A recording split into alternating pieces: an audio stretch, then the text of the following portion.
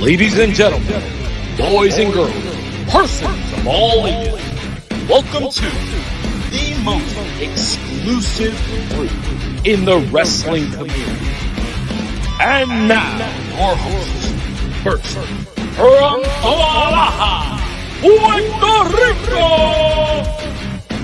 Macho Rodriguez, and his tag team partner from New Brunswick, Canada, doesnt Tyler.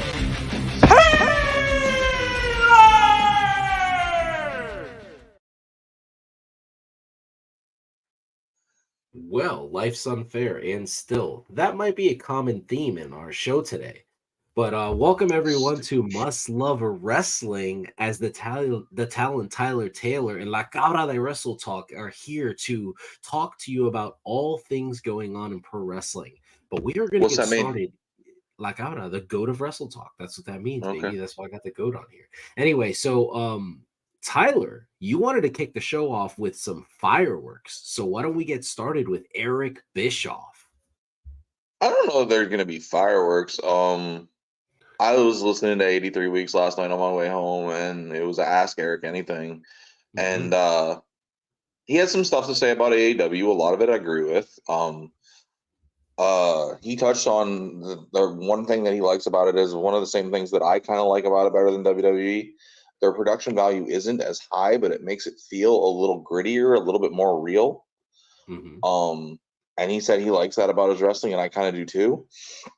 But and he talks about their creative being miles behind, and it's hard to disagree with that because, as you call it, bingo ball booking, there's a lot of that. But one thing he touched on that I gotta call him out for is he talked about them having a lot of cold matches with no story behind them or anything. Mm-hmm. And I wanted to make sure that I wasn't just misremembering this. So I went back and I looked at the card from a random Nitro in August of '97 when it was one of its hottest periods, right? Mm-hmm. And there were the only matches that had really a point to it on that card, where there were a couple different title matches. They weren't even feuds. They were just, okay, this guy's getting a title shot. Like, I think Ming faced, like, Ultimo Dragon for the TV title or something like that. It was someone he wasn't feuding with anyways. I have to go back and watch that match. Right? That good match. Just like a lot of times they'll have a good match on there, but for no particular reason. And there was a tag title match. The Outsiders defended against two random guys that they basically squashed. But point being, the only match that had any story to it at all on the show was Jericho faced Eddie, and they were a couple of weeks away from having a cruiserweight title match on pay-per-view. And the main event was Kurt Hennig versus Randy Savage, which again, signed me up, but I don't remember the great Hennig Savage feud of '97. Do you? No, not at all. I know that there was a portion there in which he was trying to get rid of Kurt Hennig. Yeah, my point is, like, what are you talking about, dude? This is exactly what you did. So why are you coming on here and saying, oh, it has to have stakes, it has to have a story behind it? Maybe it does, but, like, at least admit, like, I learned from this because this is something that I did. That's the point. I think that's exactly why he's been so outspoken, because Tony Khan made it like known to the wrestling world that he wasn't going to make the same mistakes that Eric Bischoff made. And yet he's replicating all of the mistakes that Eric Bischoff did. And I believe that Eric wants Tony to do better. I don't think he wants him to fail. I think he wants him to be better because it's better for all wrestlers around the world. If AEW fails, look at all those people that are going to be like working indies for less money, that are going to be working Japan, that aren't going to be able to work over here. How long did it take for us to be able to say that we wanted to see a Will Ospreay match?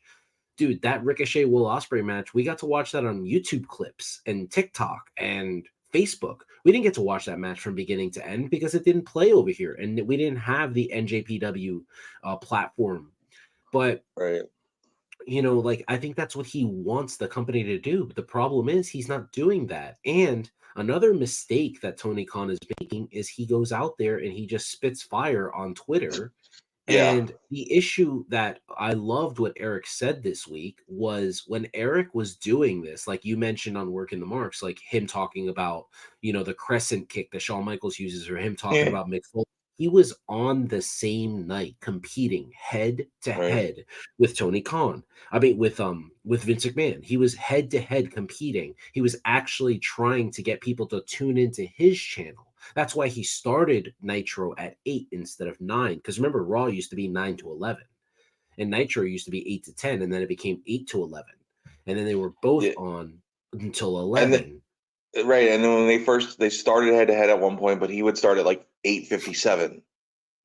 Exactly. Yeah. He always started early. He always started cold with a wrestling match, or he'd have guys in the ring ready to cut a promo to set up the second hour. That's the point. Tony's not doing that. What he's doing is he's using Twitter as his way to compete. And when he does that, he doesn't realize, like I talked about it on our on the Car Pod episode yesterday, because D actually mentioned it, and I didn't want to. I felt like there could have been better words to use, but he messed with the wrong wrestler, because Jinder Mahal doesn't just have Americans rooting for him. He has an entire culture of people that love professional wrestling that are going to tune into Monday Night Raw to watch him work Seth Rollins now, because there is a lot of people out there besides the United States that love professional wrestling. And all Tony Khan did was he got more viewers for Monday Night Raw. That's I agree with all that. he I agree did. with that, And absolutely. yeah, and it's not, that doesn't really help. And then the worst thing, and this is one of these mistakes that I really hate about when Eric points this stuff out, and these are the things that people just gloss over. When he made the comment last week about Sasha Banks or Mercedes Moné and how she wasn't going to affect anything, the bottom line, the ratings, the sales of tickets or anything like that, everybody was like, whatever, you're just bitter that you don't have a job there. But it was true this week. That shit that Tony Khan said this week about Jinder and about Hook, which I want to get into that record thing about Hook here for a minute, because I have something to say about it. Not anything negative towards Hook. I'm not going to do that, but I just have a question about the rating system there. When he said that, why? They actually lost viewers this Wednesday from last Wednesday. Now, my question to you is, I mean, they why? lost 4,000 viewers. That's 0.5%. Yeah, but it's like, why did that happen? After him spitting all of that nonsense on the internet, don't you think people would have tuned into his show to be like, ooh, what's Tony going to do next? And Patty says it all the time. He says people have made up their minds. Those 800,000 people that watch, that's all that's going to watch. They're not gaining any new people. And I WB don't know discovered- what they could do. I don't know what they could do to. The one thing they have going for them is I think they're probably one of the higher rated shows on that channel. So yeah, they're that in may the top 10. That may keep them happy. Yeah. I wanted to touch on what Tony said, because sorry, on Working the Marks, when I was trying to respond to Uribe, my internet cut out and I just kind of probably looked stupid. What I was saying is, yeah, I do, because he was trying to get me to meet him in the middle, and I do think Tony should shut up, and I think I said that last week on the show as well. I do think he should shut up and just let this product talk for itself, but yeah, he's just not going to, and I think us getting bothered by it all the time is it's pointless. Well, I think a big deal, something that's happening regularly, is that he's slowly but surely losing backing.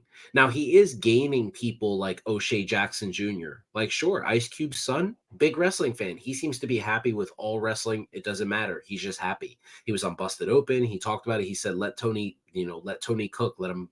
But it's not improving the product. It's not.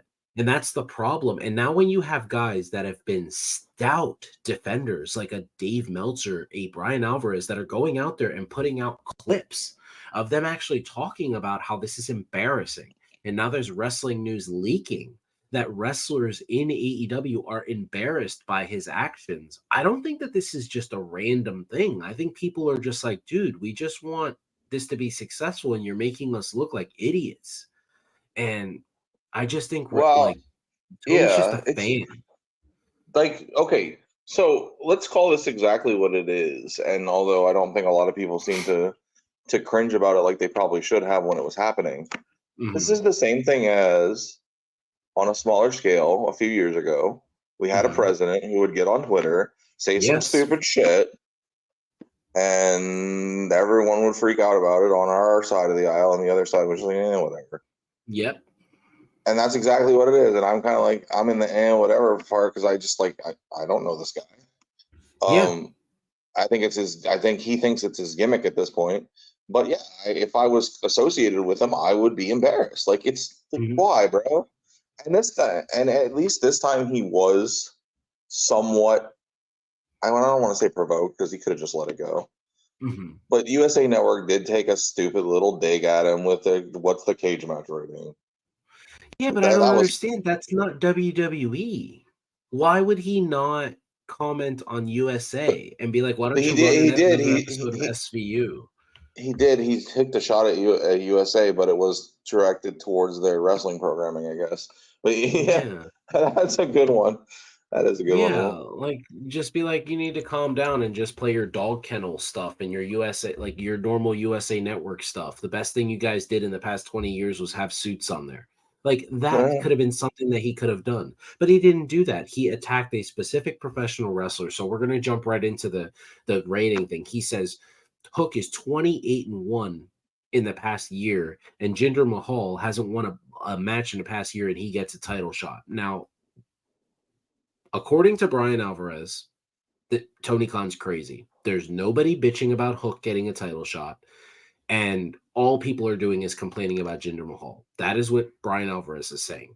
Now, I agree. I haven't seen any people come on here and be like, why is Hook getting a title shot? I've seen a lot of people bitching that Jinder is like, why is Jinder out here? You know what I'm saying? Like, that's the type of stuff they're doing. But if the ratings are true, then why isn't Sting getting a world title match? The guy's undefeated in 5 years. I think probably because we've established that he doesn't want one. Yeah, no, I understand, but he's saying that ratings and stuff matter in that company. Yeah, that's so he booked stupid. Himself into a corner. Yeah, he just, like I said, I do think he needs to stop talking. I want to take a second to give Jinder a few flowers. I think he's done some pretty good work over the last 2 weeks. Some of the best that I've seen from him. Yeah, on the mic especially. So let's give him some love. Absolutely. Yeah, Jinder has been specifically like he's just been really stout and he's been great ever since he was like the modern day Maharaja. But the one thing I want to say is, guys, in pro wrestling, and Tyler, you know, we're wrestling fans like from the get-go. This is what happens with former WWE champions, former world heavyweight champions. They come in off the street and they immediately get a title shot. That's just what happens in WWE. This is their booking. If you're going to complain. Well, he came in, I think, mostly as a troll job. Yeah. When they were like a former champion, and he wanted to get the fans going before The Rock came out. But I think he did such a good job there that they were just like, all right, let's run with this for a minute. Exactly, and that's the point. I mean, when you look at it, like, let's say Triple H is like, all right, we're going to throw Jinder out there, and let's see how this segment goes. And then it winds up being one of the highest rated segments ever. Like The Rock, like they said in the first night, it obliterated CM Punk's debut. Like that's like it obliterated. Like they said, like CM Punk's was like 30 million and The Rock's was like 171 million. Like that's ridiculous for the people that say that The Rock doesn't matter anymore. Like that's craziness. And you know, people are pissed off at Jinder and they're pissed off at all this stuff. So what does Triple H do? Oh, this guy's catching some heat. Let's get some real heat out of it. Now it's Jinder versus Seth next Monday night. That's how you book a show, man. That's what Tony should do. Like if this Hook thing, if there was people complaining about it, that's what I would be writing. I would have Hook go out there and beat Adam Page. Like make people angry. Like I don't want Adam Page to lose. I'm his probably biggest fan in the world, but it makes sense. Make some money. Right. Yeah, like if at least they're talking. Exactly. What if they hotshotted the title on Jinder for like a week? Yeah. And then Seth wins it back. Seth wins it back. That would be amazing. What if we got a Shield? What if it was like the Shield, where Jinder wins the title and Drew takes it off him? You know what I mean? Like we have two Yeah, members of the 3MB being champ. Like that would be great. could But do that. Because the only thing is we got to somehow get to Seth versus Punk at Mania. yeah. But speaking of WrestleMania season, so many rumors have been circling WWE recently. And one of the biggest rumors that was confirmed by Matthew Riddle himself was that he was actually supposed to win two major events last year. One of them being the Money in the Bank and the other being the Royal Rumble. So Tyler, do you think WWE made a mistake by not having him win either of these?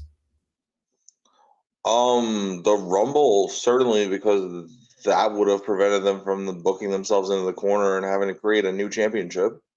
Mm-hmm. Because we wouldn't have had the unification with Roman and Brock for their 427th match on pay-per-view. Yeah, and we've seen Roman and Riddle work really well together. That would have been Yeah, amazing. and I don't think he would have been working Brock because they Brock. have issues. Well, that adds to the rumor because apparently Cody won the Rumble because Brock threw Riddle out. Well, you said 2022.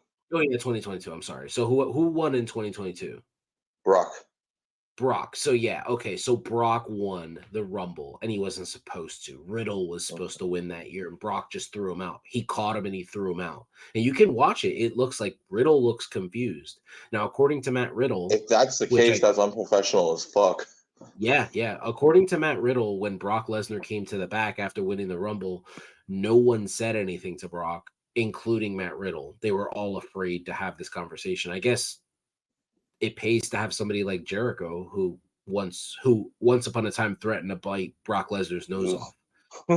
Balls are bigger than his brain. Yeah, apparently. Yeah, for sure. Yeah, and the thing is, Riddle is exactly the type of guy that would go out and have a banger with Roman because their styles just mesh so well. Well, that's the thing. Matt Riddle, the one thing you can't take away from him is he is a phenomenal in-ring performer and he can work almost any style and he sells like a motherfucker. Like he's just so good. The Money in the Bank thing, I think that would have been great. I mean, Jesus, can you imagine him being the guy? I thought he was winning. You're talking about the one Theory one. Yeah, yes, that's what he said. He said up until the actual show, he was supposed to win the briefcase, but Vince McMahon was really high on Austin Theory. Who, by the way, I recently met. I forgot to tell you. Oh, nice. Well, he's a very friendly guy, actually. Well, our thoughts and prayers go out to Austin Theory and Ricochet Jr., Carmelo Hayes, because last night there was a horrific spot. They tried to do a springboard Spanish fly off the top rope and flipped over, and Theory landed completely on the top of his head, and they actually had to cancel the match live on SmackDown and throw up the X symbol. Both wrestlers were taken out of the arena there. It was I'd heard somebody got hurt, but I didn't know the details. Yeah. So the way the spot was Carmelo Hayes was sitting on the top rope, and Austin Theory did one of like he landed on his legs, to do like a Spanish fly, kind of like a Starship Pain or like a split leg moonsault. They didn't have enough bounce and it looked bad. It didn't look as bad as LA Knight's moonsault, but it looked bad. Okay, that move's dangerous anyway. So like when you just slip a little bit, God, hopefully everybody ends up being all right. Yeah, I think that move should be one of those moves like the pile driver that should be taken out of pro wrestling for the time being. We saw Ricochet and Logan Paul hurt themselves with the Spanish fly. This is one like, it looks really cool when it's done right, but like it just seems super dangerous. Exactly. So one of the rumors that has been circling the internet for a long time now, I would say about a month, is that Mercedes Varnado, also known as Mercedes Moné, also known as Sasha Banks to the masses, is officially signed with AEW. Now, the reports are that it's 5 years, $25 million, and that she just looked to sign a massive lucrative contract. And every single week, we are being led to believe that she is going to debut on Dynamite. Now, I ask you, if she is signed to the company, why hasn't she debuted? And another thing, do you believe that she is worth 5 years, $25 million?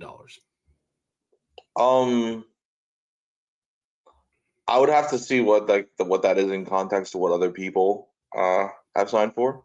Mhm. It's like the NFL. The next free agent gets the biggest deal, right? Mhm. Because they're desperate at this point. They can't let someone else go to the competition. Yeah. So worth it is a relative term. I think she's a great performer. Mhm. And if they want to build up their women's division, then she would be a great centerpiece for it. Well, I want to touch on the way like the booking in that company could be so much better because I was at a show recently Mhm. and they had a pure title match and they have judges for those, right? Mhm.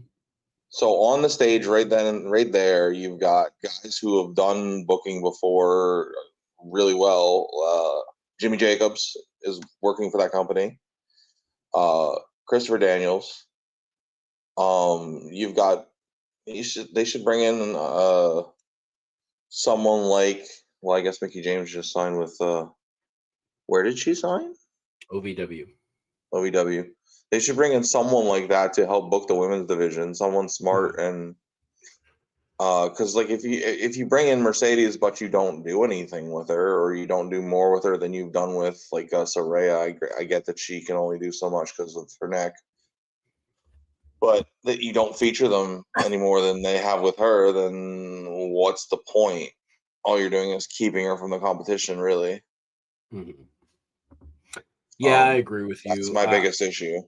Yeah, I don't think that they're going to change the booking for the show itself. I think it's going to be one of those things where they're going to continue to ride with what they got because they believe it's successful because people are tuning in and they're not, like we said to start the show, like there's 800,000 people that are dedicated to their company that are going to watch, and on Fridays and Saturday there's anywhere from 350,000 to 500,000 people that are dedicated to watching those nights.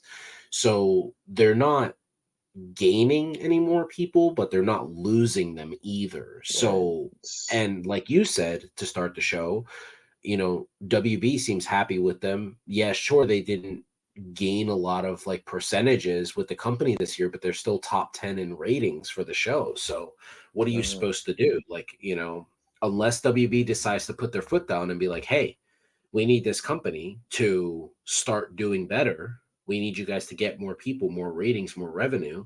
We see I, potential for growth here. Like you need to do something. yeah, like Fox, like severing ties with WWE and WWE possibly going to Amazon Prime or whatever. Like everybody has Amazon Prime. Everybody has Prime. Like all you have to do is just get on. Like you get tons of new movies and all of that stuff. Everybody has it because everybody wants next day shipping. And you get free television content because of it. And I think that's like one of those things where Fox thought to themselves, like, hey man, when we do Chevrolet commercials, Chevy's not gaining any business because of it. So it's hurting our bottom line. When we have Budweiser commercials, it's not, people aren't going out and buying more Bud. So we need people to actually do this. We're going to put something else on here of people that will actually go do this stuff. So, I mean, we've seen companies sever ties before, but TNT, they're probably not going to get out of the wrestling game. They're not going to do that Right. for a long time because they missed like 20 years of ratings because they decided that they didn't want WCW anymore. So, I wish that there was something they could do about booking, but until they actually hit the bottom, it's not going to happen. It's going to continue to be the same way it is. Right. Um. So I haven't heard the rumors about WWE going to WB Discovery recently. Has that cooled Mhm. off? I don't know. I think I know Triple H and Nick Khan had a meeting with them, and they had multiple meetings. But I think until everything is all said and done, I don't believe that anything can be Right. leaked or anything like that. But Right, because I do know that David Zaslav, who's one of the big major players there, also was meeting with Paramount on potentially merging that network, which used to be Spike TNN, where WWE has found their home before. yeah, I mean, that would be cool. So I guess we'll see. Mhm. Well, now we're going to go ahead and head over into our intermission, guys, and we're going to get it started with this day in pro wrestling history. So, just a couple things to point out today.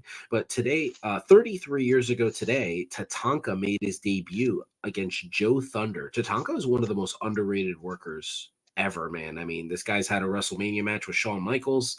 He's actually been one of the coolest wrestlers I've ever seen. Remember, he used the Samoan drop as his finisher. Really cool guy. 24 years ago today at a SmackDown taping, Mick Foley brought back his most infamous character to challenge Triple H at the Royal Rumble, which was bang bang this Jack. And I remember that. I remember the fear in Triple H's eyes, the fear in just made me feel so old. Oh, okay. Yeah, I remember that as well. That He sold it like $1 million. Yeah, it was one of the coolest segments ever. Also, believe it or not, 31 years ago today, in the main event of Clash of Champions, Dustin Rhodes, Sting, and Cactus Jack wrestled in a cage match against Barry Windham, Big Van Vader, and Paul Orndorff. 6 fucking phenomenal wrestlers in a main event. Jesus Christ. Because like a lot of people don't talk about Foley, but like that early Foley, that dude could work. He was a really good worker. He actually talks about that match on one of his podcasts because he got a huge reaction, probably bigger than Sting at the time, and he realized that that's actually probably not a good thing because they never intended for him to be a bigger babyface than Sting, and he was shortly thereafter de-pushed.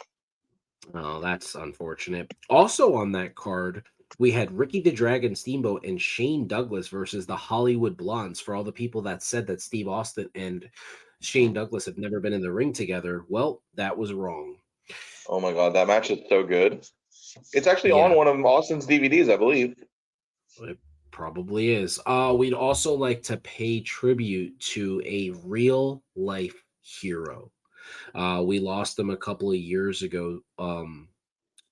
And today would have been his 43rd birthday.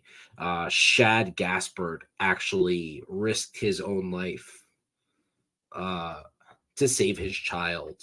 So definitely want to pay tribute to him, a real life hero. And I'm still mad at WWE for not giving him the Warrior Award that year. I felt like he should have gotten it immediately. Did they not?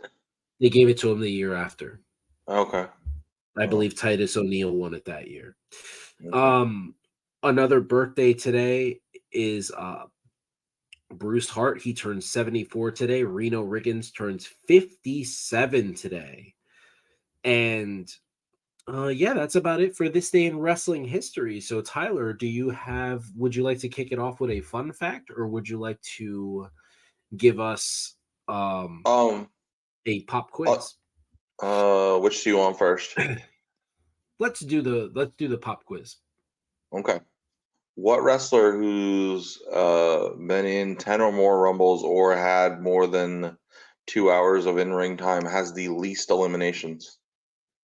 Ooh. So he's been in 10 Rumbles or more, and he's had the least eliminations. Shout out Parts Unknown for this. Wow, that's a great one. Ooh. Or it might have been Cultaholic, I'm not entirely sure. That's a really, really good one. He's a former world champion, if that helps. 10 plus least elimination. Sheamus. No. Ooh. Former world champion. It's definitely not Shawn. He holds the record. Brett? No. No? Was Brett in 10 Rumbles? He probably wasn't. 10 or more. I Well, feel 10 like or it's more, some or I said 10 or more, or having 2 hours total. or 2 hours total. Ric Flair? No, Oh, I tap out. Miz. The Miz, He really? has That's 2 interesting. eliminations, and they were in the same Rumble. Holy crap, that is crazy. That is crazy. Well, my match of the week, as we jump onto the Royal Rumble, that is one of my absolute favorite shows of the year. I have to, it's not my favorite, but it's one of my favorites. I wanted to point out, and I think I do this once a year, so I'm going to continue to do it. I have to point out the best Royal Rumble of all time. So, guys, please take an hour out of your day, go back and watch the 1992 Royal Rumble. It is phenomenal. It is, we have so many up and coming stars in that Rumble. The story of it is amazing. And then having Ric Flair be the NWA World Heavyweight Champion, having the title with him, and then going out and winning over a massive name like Hulk Hogan is still one of my favorite memories ever.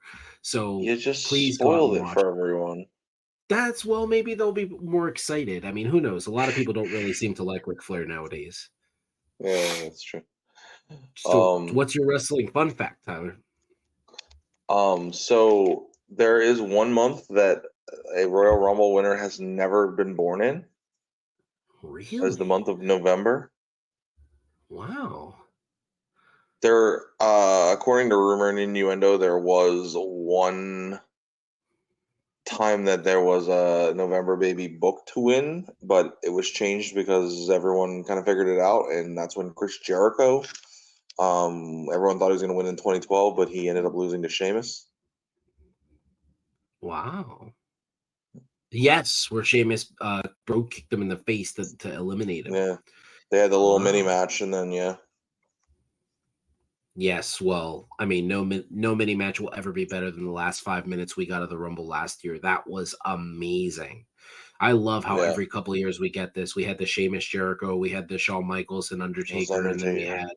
had Gunther and Cody Rhodes, which was still one of the Yeah, weakest eliminations ever. Like it just looked really whack, but it just the fact that Cody won was great. I don't remember actually Well, he the like actual. yeah, I don't think Gunther's used to people clotheslining him over the top rope. Just watch it. It looks Probably pretty not. whack. Yeah, probably not.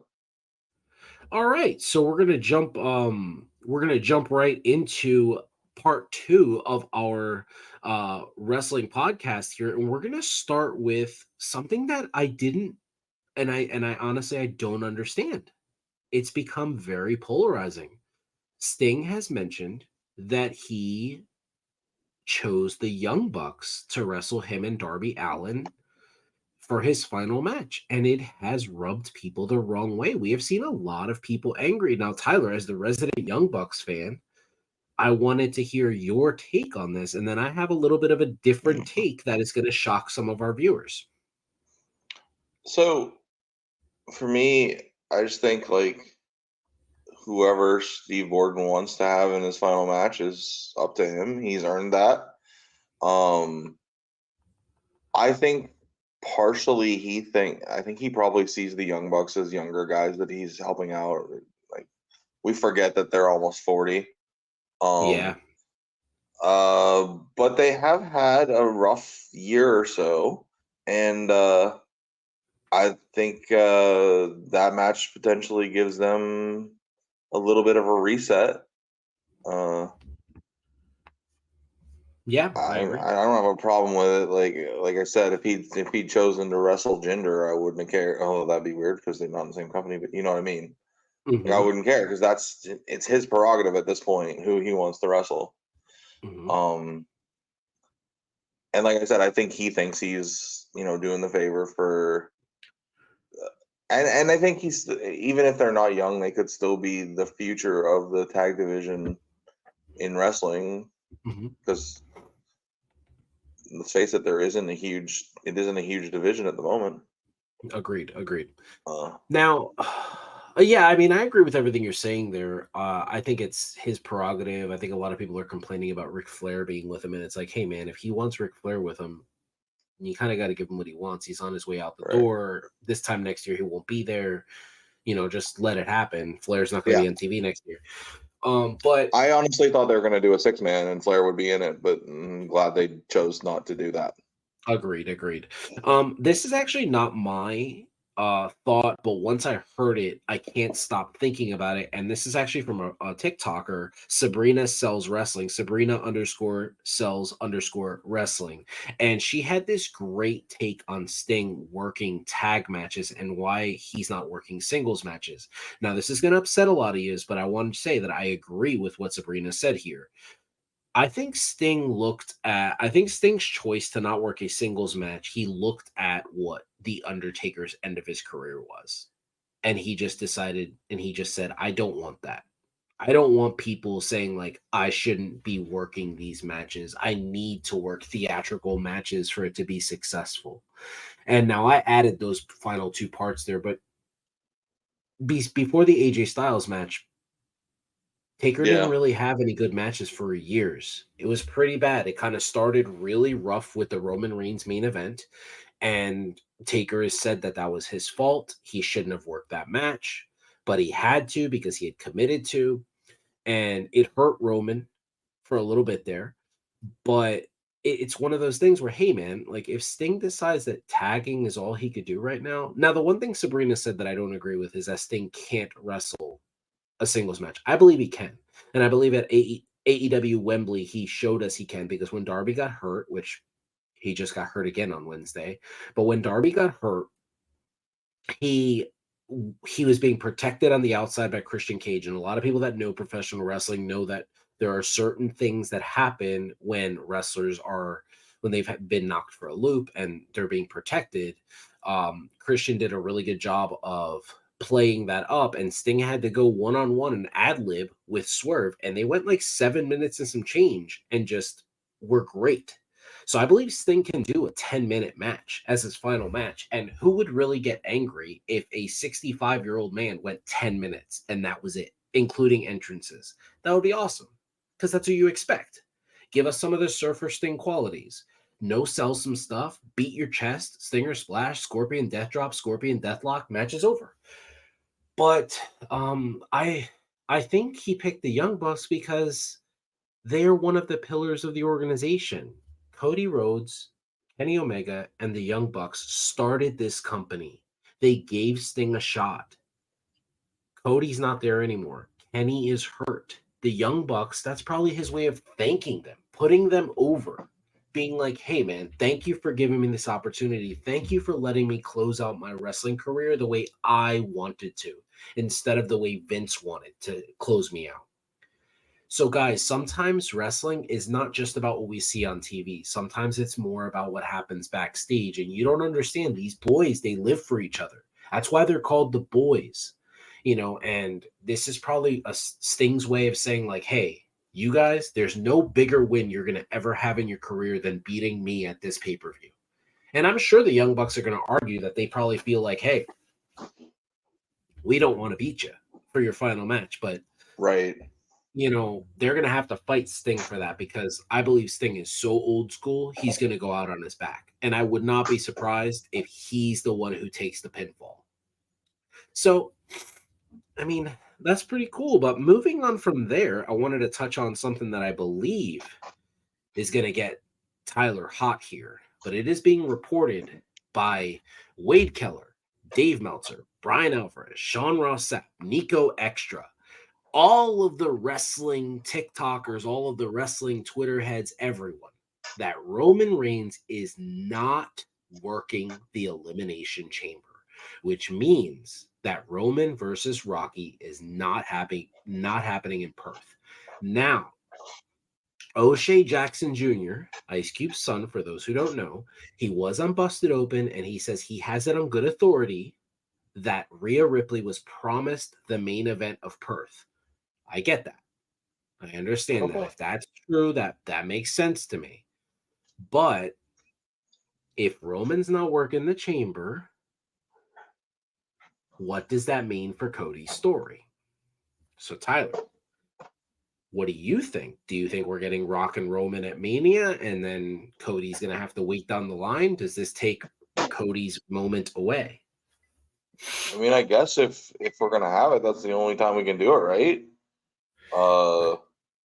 Makes my choice real easy if I want to attend one night. But look, Roman and Rock are both huge draws. It's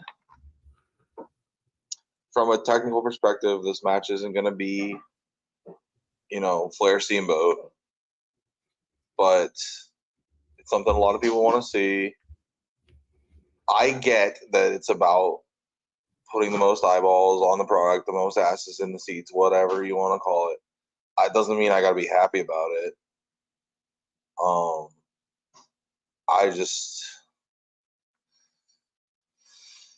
I get it. I do. Like I said, doesn't mean I got to be happy about it. Yeah. I mean, I guess I agree with you. I guess it's just one of those things where, like, I think this is one of those ways to get Rocky ready for a wrestling match if he just starts working a lot behind the scenes. Like, he works somebody like a Joe Henning, if he works a guy like Ken Anderson, somebody who's possibly backstage, and he gets his cardio up and he's able to go like a good 10 to 15 minute match to close out a WrestleMania. We don't need them to have the barn burner that everybody's expecting. It's probably going to be Roman talking a bunch of shit and then retaining the title at WrestleMania. And I believe that this is a way for Roman to pass Hogan's longest days and for Roman to drop the title at Survivor Series to Cody, because I personally believe that Cody doesn't need to beat Roman to finish the story. I think the story it's always been about the WWE Championship. But I know a lot of people out there are angry and they feel like, no, he has to beat Roman specifically. So I wanted to ask you, what do you feel about that? No, I don't think he has to beat Roman specifically. I was actually thinking about this yesterday. It's about that title. It's not about Roman. It was never about Roman. He just happened to be the guy with the title. Exactly. So theoretically, what would make sense to me is, okay, you want Rock and Roman at WrestleMania, that's fine. Put the title on Randy at the Rumble. Because they got history. Yeah. That might even mean more to Cody to win it from a guy who, helped him break in, was one of his mentors, earlier in his career. And then we can have Rock and Roman, and I don't think it diminishes it one bit because nobody thinks Rocky's winning the title. No, I don't think so. I mean, it would be great if he did. I think it would piss off a lot of the internet wrestling community, and I think that would be just beautiful. But I don't think that's what's going to happen. No. I would laugh pretty hard, but yeah, no, I don't think that's I would watch the meltdowns happen all over the place. Like, it would just be one of the most brilliant this year things. I get to enjoy them as opposed to being one of the people having them. Yeah. I mean, personally, I think it's one of those things where, like, I really hope that my fantasy booking comes true, because do I believe that Cody Rhodes is the future of WWE? Do I believe that he is going to be the face of WWE after September? 1000%. And I don't think that there's a better way to do something like that than to have Cody go into a match that he's not expected to win with Roman Reigns and The Rock, and for him to beat them both. It's a great way for them to pass the torch to Cody Rhodes, like have the main event of WrestleMania Night 2 be Cody versus Rock versus Roman. So you're back to the triple threat, okay? Yeah, I really believe that is the best way to move them in the right direction. I'm really hoping that that's what we get. We don't know if that's what we're going to get, but the 10-year anniversary seem to be triple threat main events. I enjoy these triple threat main events. The two that we've gotten in the past have been great, or 3 we've gotten in the past have been great. I guess if you include Roman versus Bryan versus Edge, but I know Bryan doesn't specifically like that match, but Edge and Roman seem to love it. I think Bryan doesn't like it because he didn't feel like he belonged to that match. But Right. still, whenever we get a triple threat match, it's usually really good. Even some of them are even fun, like Edge versus Big Show versus John Cena. The match wasn't technically sound, but it was good. It was fun. You know, we Yeah. almost got a double FU out of it. I mean, that would have killed Edge. Like, can you imagine getting FU'd and then having 500 pounds land on you? Because that's what would have happened if it went down that way. But yeah, I mean, I really think that the main event makes sense to be a triple threat match. It's the best way to keep everybody happy. And from what I'm seeing on the internet wrestling community, there's not a lot of people happy that The Rock is going to be in this match. Yeah, but to me, and it's hard for us to realize that that's not who they're playing to. Yeah. I mean, that's gonna, and yeah, I'll admit, I don't think it's gonna sell any more tickets because you can't sell any more than all of them. Mm-hmm. And I think it's gonna sell out regardless, but it'll sell merch, it'll sell, maybe some Peacock subscriptions. Mm-hmm. So like I said, I get it. I just doesn't mean I got to be happy about it. Yeah, I agree with you. I mean, I'm happy because I love Roman, and at this point I just don't want him to drop the championship. And I don't know if we're gonna do I don't remember the last time both world champions lost the championship in one WrestleMania. The only one I could think of is WrestleMania 21, which turned out to be my favorite WrestleMania of all time. So it's not like it's really bad. But, I guess when I look at it, I'm just like Roman versus Cody, one-on-one. I guess we saw it last year, and yeah, the match was great, but my fear as a Roman Reigns fan, my fear is that Roman's just going to win that match again, and then it's just going to kill everything that they've done with Cody Rhodes. Right, because we talked about this on the last couple Tuesdays, and Fernando's pointed out that it took Dusty 3 times. I just don't think we have the attention span to do that in this era. I think that people are just gonna. I think it's gonna kill a lot of the goodwill that they have with Cody, and I don't think people are gonna want to see it a third time. Yeah, I agree. Yeah, I think we're in the era of wrestling fan where impatient is the key word. I mean, you look at it, there's a lot of wrestling fans that are angry that Roman's been champion for 1,200 days. I mean, why is he? Yeah, it's a bit ridiculous, but I mean, yeah. I mean, I love it because I love the fact that all records are being set. Like Rhea Ripley's been champion for, since the last WrestleMania. Bianca was champion for over 400 days. Seth Rollins is now the longest reigning champ that he's ever had the championship. We got Roman Reigns 1,200 days. We have Gunther pushing 500 days as Intercontinental Champion. So, I mean, I love the fact that we're setting brand new records. I don't know if wrestling fans are going to hold out that much longer. Like right now, all the championships, they're not making a big deal out of them anymore. There's been no mention of Gunther being the longest reigning champ anymore. They just decided to stop talking about it. So when he drops the title, I think that's when we'll actually hear wow, they ended his 500 plus day reign. I don't think Rhea is going to drop the title anytime soon. I'm sorry. I think Rhea is going to lose the title to a Money in the Bank cash in. That's what I believe. I believe it's not going to be straight up. I do not believe Becky Lynch is going to beat her at WrestleMania. That's just not going to happen. Becky was Vince's girl and Rhea is Triple H's girl, and Trips is not going to do that. He's not going to take the championship away from her. Who has the Money in the Bank? It was already cashed in. It was? Okay. Io. I don't remember. Io cashed in. Right. She cashed in on the other. Okay, yeah. Yeah. I was thinking, like, I don't remember seeing anybody on Raw, but right, I forget we've got 2 shows. Yeah. That's right.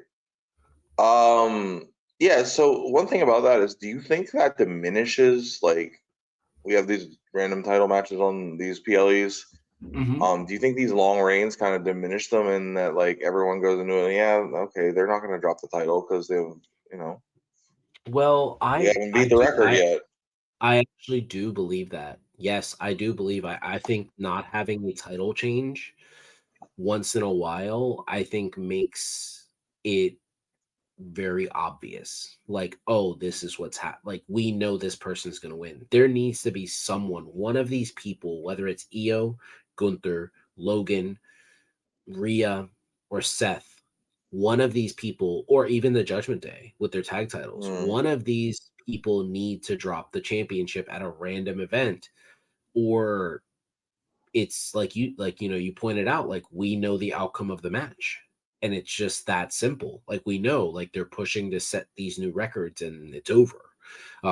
Judgment Day is defending at the Rumble, right? They're defending as DIY, I think. Oh, okay. All I right. think that's why Ciampa beat Finn on Raw. Oh, okay. Yeah, I mean, that was a solid match. It was a good match. Yeah. 2 solid guys. Yeah, I mean, it's whatever. But yeah, so I mean, I love that. So that was pretty much our podcast today, guys. We didn't have a real long one for you. We did have a couple things we touched on, but it does make it a lot easier for us to trim the fat when we actually have work in the marks on Tuesday night too. We don't need to go like an hour and a half on our show. And this is great because our audio version of our podcast, you guys have been really enjoying on Spreaker. It seems like you guys are really listening to our stuff. Now, Spreaker, I've learned, is pretty much all of the platforms put together. It is like the main platform, I guess, where it brings the Apple podcast to Spotify and all of that. So please, guys, get on Apple Podcast, where all your, where you love listening to podcasts. Get on Apple Podcast, Spreaker, or Spotify. Give us a 5-star review, because that helps us get out there, and then more people will listen to our show. They see 5-star reviews and they'll actually, plug in and listen to our show. We do a couple card pods every couple weeks, and then we do this show every week. We also guest star on Working the Marks every Tuesday night at 9 o'clock. So if you want to continue to see Tyler in my face and hear us talk about professional wrestling, Working the Marks is a little more explicit. Our show is a little more PG. So if you wanted 2 different lot of versions, fun, though. yeah, it's a lot of fun. We love chopping it up with D Rotten, our producer, Fernando Uribe, and Patty Rican, also known as Ricardo Pictures. And guys, please send us comments. Let us know. We'd love to hear what you want us to talk about. We would love to have conversations or build a show around just what you guys believe we should touch on. Because One thing I would love to do is Eric did a Ask Eric Anything this week. I would love for us to be able to do one of those. Absolutely, that would be phenomenal. I mean, one thing that I'm testing out that Tyler and I will talk about is I'm thinking about going live on TikTok during the week, and then just having Tyler be my special guest on there, as you can bring people on, in hopes that we can talk to some random people on TikTok and see maybe our point of views align, or maybe we get into some good fights on there. I'm down. As Eric Bischoff has stated in the past, controversy creates cash. Thank you so much. Yes, absolutely. So thank you so much for joining us. I am Macho Rodriguez. That is Tyler Taylor. And we look forward to it. And do not miss us Tuesday night on Working the Marks. Oh, go ahead, Tyler. Stay on for a second. I got something I want to talk to you about after we go off. Oh, okay. All right. Sounds good. All right, guys. Well, thank you so much for joining us. And yeah, we're out.